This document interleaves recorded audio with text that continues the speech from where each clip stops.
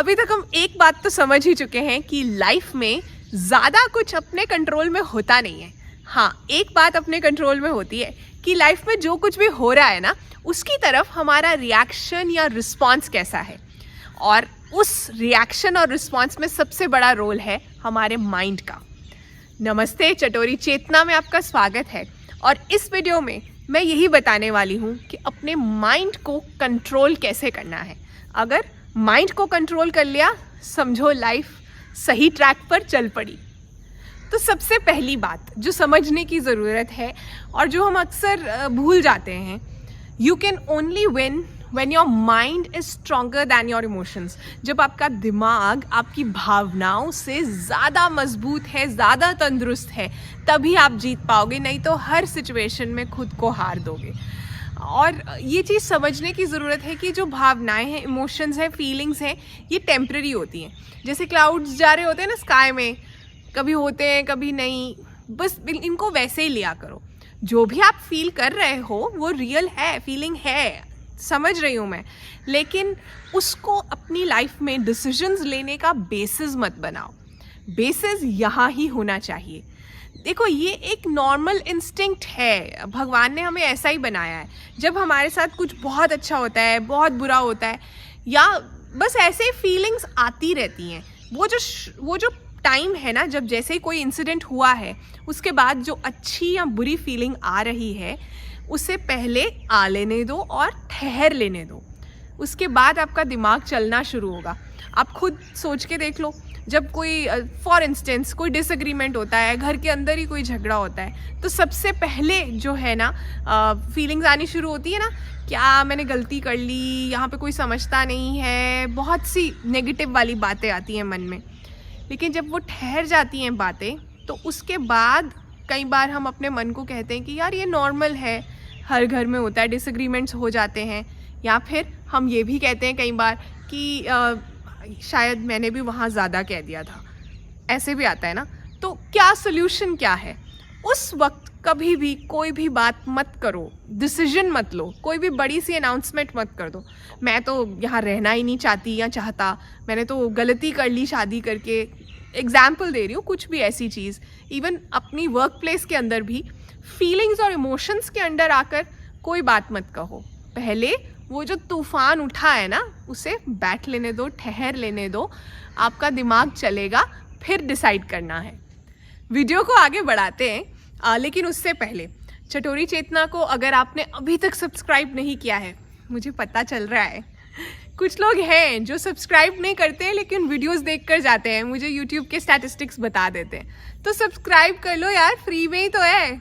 Bell icon मत भूलना, क्योंकि उसके बिना कोई फ़ायदा नहीं है। दूसरी चीज़, चटोरी चेतना का एक व्हाट्सएप चैनल भी है, उसका लिंक नीचे डिस्क्रिप्शन में दे दूँगी। आप व्हाट्सएप चैनल भी ज्वाइन कर सकते हैं। वहाँ कुछ और एक्टिविटी भी चलती है, अपार्ट फ्रॉम द फैक्ट कि मैं जो भी वीडियो रिलीज़ कर रही हूँ उसकी नोटिफिकेशन भी वहाँ जाती है। कुछ ना कुछ दिल की बातें, कुछ नए रिसोर्सेज, कुछ इंपॉर्टेंट चीज़ें वहाँ भी शेयर होती हैं, वो भी फ्री है। 2 फ्री की चीज़ें मैंने आपको बता दी, तो वो ज्वाइन कर लो। अभी दूसरी चीज़ जो आपको समझनी है माइंड कंट्रोल करने के लिए, वो ये है, बेहिसाब हसरतें मत पालिए, जो मिला है उसे संभालिए। समझे? हम भूल जाते हैं कि हमारे पास क्या है। सबसे पहली चीज़ हमारे पास पता है क्या है? ये मोमेंट, इस मोमेंट में जीना।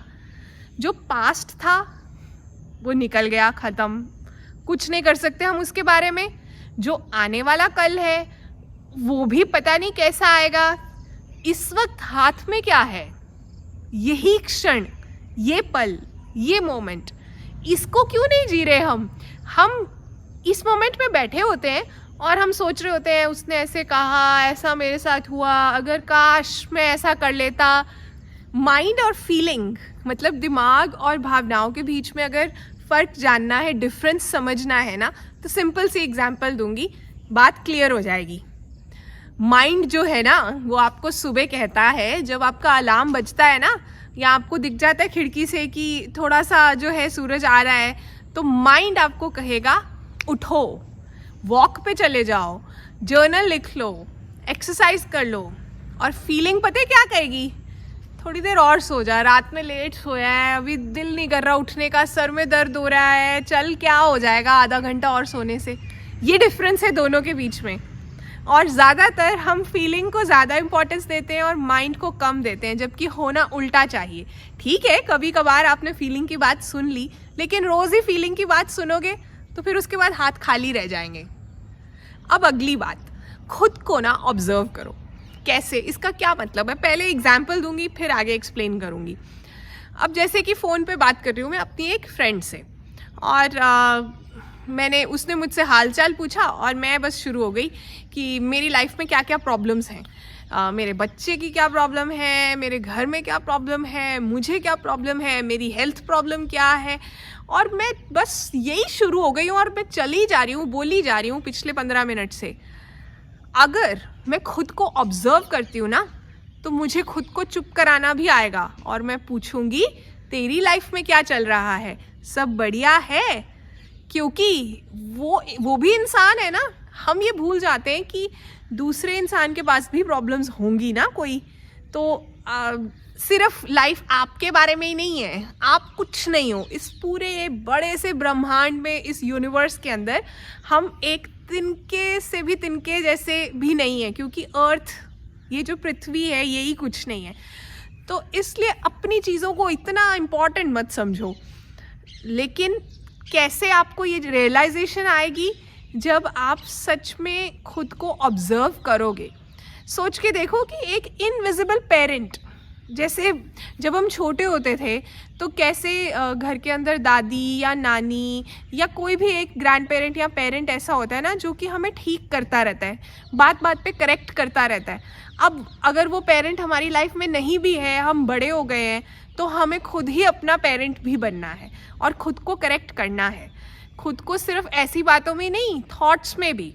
अब काम करते करते मैं नेगेटिव थॉट्स सोची जा रही हूँ, या अब मेरे साथ बुरा ही बुरा होना है, मैं यही सोचती रहती हूँ, तो मुझे खुद को डांट लगानी है और कहना है कि क्या कर रहे हो, कुछ अच्छा भी सोचो, बंद, अब नहीं सोचना ये, समझ गए। और खुद पर जब आप काम करना शुरू करोगे ना, खुद को ऑब्जर्व करना शुरू करोगे, तो आपके पास टाइम ही नहीं होगा किसी और को ऑब्जर्व करने के लिए, किसी और में गलतियां निकालने के लिए, क्योंकि आपको समझ आएगा कि यार मेरे में खुद में इतनी प्रॉब्लम्स हैं कि मुझे इनको ठीक करना है। मेरे पास टाइम नहीं है, एनर्जी नहीं है और किसी की प्रॉब्लम्स को जो है उनके बारे में डिस्कशन करने में। अब अगला पॉइंट क्या है माइंड को कंट्रोल करने में, कुछ टेक्निक्स बता रही हूँ मैं। सिंपल सा तरीका है उसे याद रखने का। एक दवाई है जिसे खाना है, कुछ पढ़ाई करनी है और फिर सोना है। मतलब मैं तो डॉक्टर नहीं हूँ, मैं आपको दवाई कैसे बता सकती हूँ, समझो तो सही। MED-JS। मेड क्या है? सबसे पहले meditation, ME exercise, D deep breathing. Medicine खाली 3 MED। उसके बाद पढ़ाई क्या करनी है? जर्नल लिखना है, जो भी आपके थॉट्स हैं, फीलिंग्स हैं, ग्रैटिट्यूड है, भगवान का थैंक यू करना चाहते हो वो लिखो। पढ़ाई कर ली, उसके बाद S स्लीप। सो MED-JS ये है जो कि आपको लाइफ में आपके माइंड को कंट्रोल करने में हेल्प करेगा। अब अगर मेडिटेशन आपके लिए काफ़ी न्यू है, आपको नहीं पता कैसे करनी है, तो मेरा व्हाट्सएप चैनल ज्वाइन कर लो। जैसा कि मैंने बताया था, बहुत अच्छे रिसोर्सेज शेयर होते हैं वहाँ। मेरी आवाज़ में आपको हिंदी और इंग्लिश में 5 मिनट का गाइडेड मेडिटेशन का ऑडियो मैंने शेयर किया हुआ है वहाँ पर।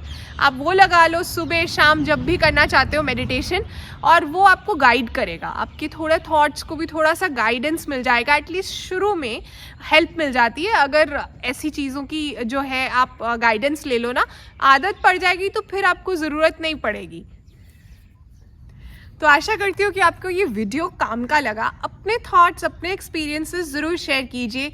आप चाहते हैं कि कुछ टॉपिक्स पर मैं वीडियोस बनाऊं तो वो भी लिखिए। और जाते जाते कहना चाहती हूँ, अगर आप सोचते हैं ना कि आप कर सकते हैं तो आप कर सकते हैं, और अगर आप सोचते हैं कि आपसे नहीं होगा, आप नहीं कर सकते, तो आप नहीं कर सकते, ये मान लीजिए। समझ गए ना मैं क्या कह रही हूँ? Think positive. अपना ध्यान रखिए और चटोरी चेतना फैमिली का हिस्सा बनने के लिए दिल से थैंक यू। Bye bye.